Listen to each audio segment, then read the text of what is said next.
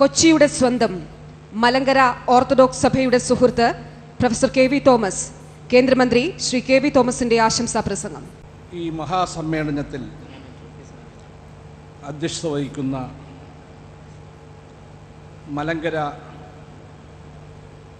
Orthodox സുറിയാനി സഭയുടെ പരമാധ്യക്ഷൻ Baselios Mar Thomas പൗലോസ് ദ്വിതീയൻ ബാവ തിരുമേനി, his holiness ടെൻസിൻ ഗിയാസ്റ്റോ Dalai ലാമ,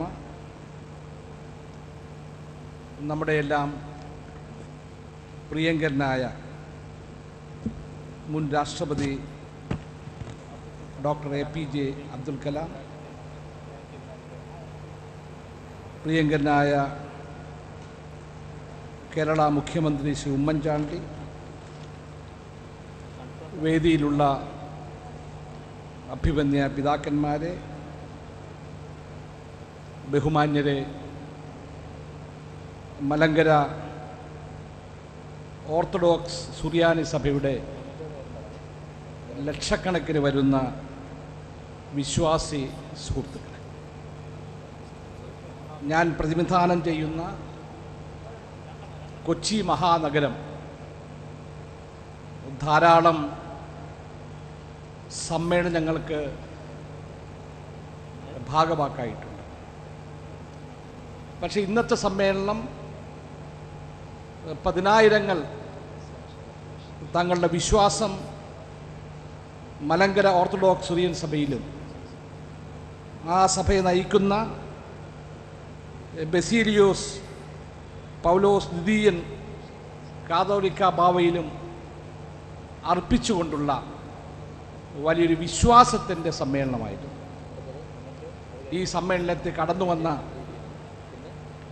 orthodox സുറിയാനി സഭാംഗങ്ങൾ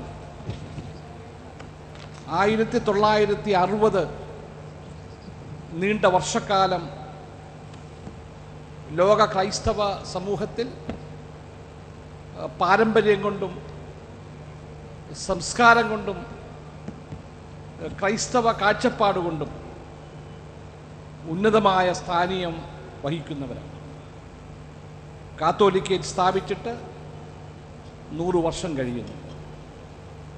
ഈ മഹത്തമായ സന്ദർഭത്തിൽ നിങ്ങളെയെല്ലാം സ്വീകരിക്കാനും ഈ വിശ്വാസ പ്രഖ്യാപനത്തിൽ പങ്കെടുക്കാനും കഴിഞ്ഞതിൽ ഈ നഗരത്തിൻ്റെ പ്രതിനിധി എന്ന നിലയിൽ നിങ്ങളോട് നന്ദിയുണ്ട്.